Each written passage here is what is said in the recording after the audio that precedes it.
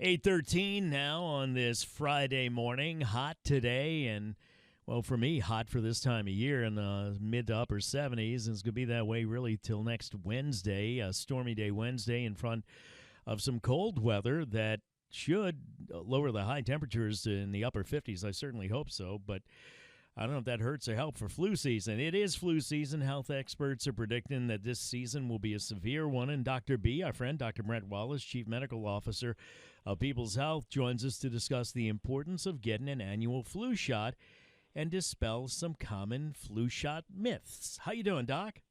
Hey, Tommy, I'm doing great. How about you? I am okay. I'm ready for the weekend, as I know you are and a lot of people listening are. Let's start with the basics. What is the flu? Sure. So, the flu is just really a contagious respiratory illness, and it's actually caused by a couple of different types of influenza viruses. So there's not just one. We typically talk about influenza A and influenza B, but what they do is they infect the nose and the throat, and sometimes they can even get down into the lungs as well. And when you get infected, you can actually develop sudden onset, either mild symptoms, or they can become quite severe, just depending on how your body reacts to the infection. And some of the things we see very typically, fever, sometimes a really high fever. People typically will have cough. And then with the flu in particular, you feel very fatigued, exhausted, can't get out of bed. A lot of people have chills. And then the classic is really body aches and even headaches. And those can be extremely severe. People really feel like they got a little bit beat up. How does the flu spread? Do we give it to each other? Yeah, you definitely do.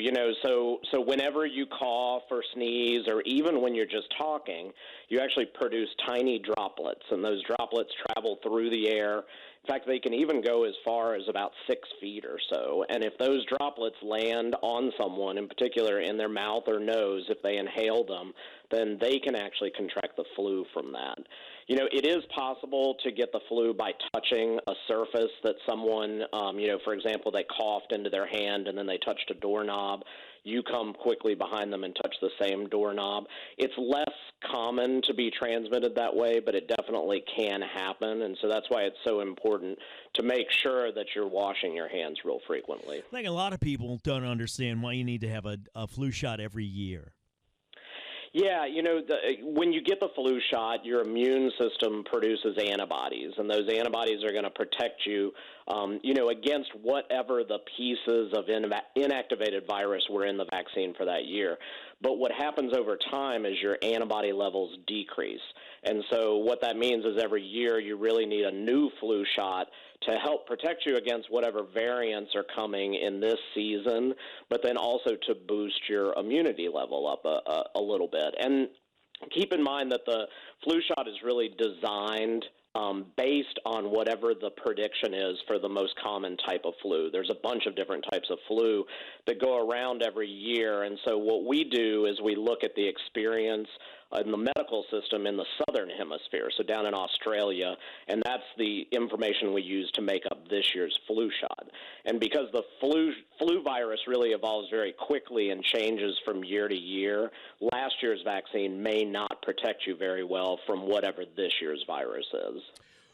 Who is it that should get a flu shot? Well, really, the CDC recommends everyone who's 6 months and older should get the flu shot, and there's just a few exceptions, in particular somebody who's actually got an allergy to the flu shot. But really, I recommend that everyone gets one. It's particularly important for anybody who's high risk for developing serious complications. So in particular, that's going to include really young children or our older adults, but then also anybody who's pregnant, anyone who's age 65 or older, and definitely anyone who has any chronic medical conditions or maybe a weakened immune system, because they really need that extra protection. When is the optimum time to get a flu shot? So, it does vary a little bit from year to year. The flu season typically starts in October, and then it typically will get worse through the winter, but it can last all the way into the spring. And here in Louisiana, because we have this warm weather usually this time of year, sometimes flu is a little bit delayed. This year, interestingly, the flu seems to be hitting a little bit earlier. So really what I tell people is you need to get your flu shot as soon as you possibly can. If you haven't gotten one yet, you need to go ahead and get it now. But most people start to get them in the October-November timeframe. And keep in mind that it takes about 2 weeks to build your immunity after you get the shot. So you want to get it definitely before you're getting together with your friends and family during the holiday season. Where can you get a flu shot, and does it matter where you get it? No, it doesn't matter at all. And actually, the fortunate thing is they're available almost anywhere. So most doctors' offices are going to have them, but you can also go to your local pharmacy. They're going to be able to give you a flu shot, usually same day. Parish health units have them, and urgent care centers have them.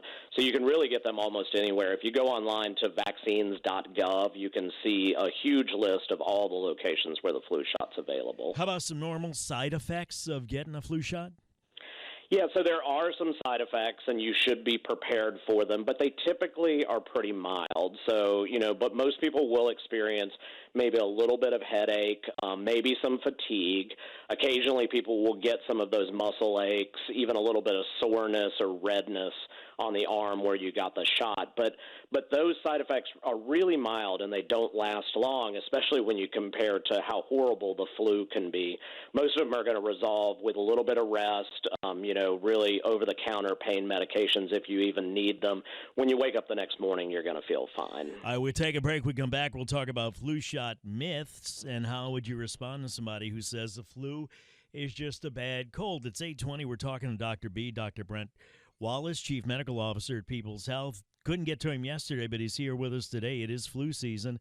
Health experts are predicting that this season will be a severe one. So Dr. B will rejoin us from People's Health to discuss the importance of getting the annual flu shot and dispel those common flu shot myths when we come back. It's 8:20, time for traffic now on WWL.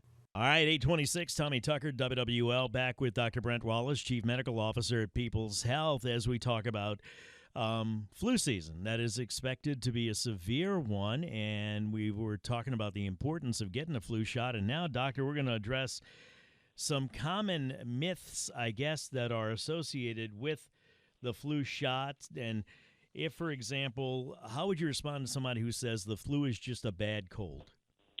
Yeah, it's not untrue. It can be like a really bad cold, including things like a sore throat, runny nose, and cough. But if you've ever had the flu, it is really much worse than the common cold. And the symptoms tend to be much more intense and, like I mentioned, associated with that chills and body aches as well.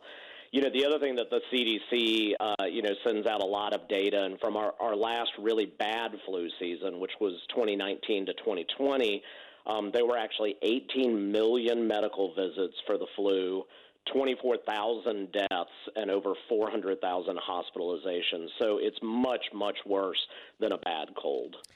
Not to mention, who wants a bad cold, right? Yeah, exactly.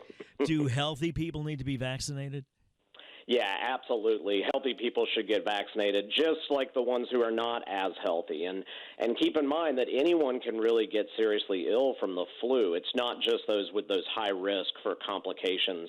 The vaccine typically will make your symptoms, if you do get infected, it'll make your symptoms shorter in duration and definitely less severe. But keep in mind, too, say you're healthy, but you've got some unhealthy parents, with chronic medical problems or grandparents. You getting vaccinated actually helps protect all those people around you, and especially this time of year, that's really important. You don't want to inadvertently give the flu to your mom. A lot of misinformation out there flying around. Does getting the flu shot give you the flu? I hear this one every season, and no, it absolutely does not give you the flu. The vaccine itself contains part of the inactivated virus. So there's no way that it can actually give you the flu. But those side effects that I mentioned you can get from the injection itself is really just a sign that your body is mounting the immune response. So you may get, some mild body aches, maybe even a low-grade fever, but those symptoms just tell you that the vaccine is actually working and your body's producing the antibodies that you're going to need. So it's not the flu, and it will go away in a very short period of time. Are flu shots safe? Yeah, absolutely. They are extremely safe, and the CDC actually monitors that safety every year. Anytime we do have any adverse effects, we report those up to the CDC, and they get logged, and they really watch for any problems. But there's an extremely strong safety record for flu shots, and hundreds of millions of shots are given every year, and really for the last 50 years, we've been given the flu shot, so there's a really good profile for it. And aside from the flu shot, Doc, how else can we protect ourselves? Yeah, the shot definitely is your best defense, but, there's some other things you can do. A lot of things that we've been doing for the past couple of years, wash your hands and wash them well. Don't just get them wet. Use soap. Avoid touching your eyes and your nose and your mouth because that's where the virus is going to enter your body.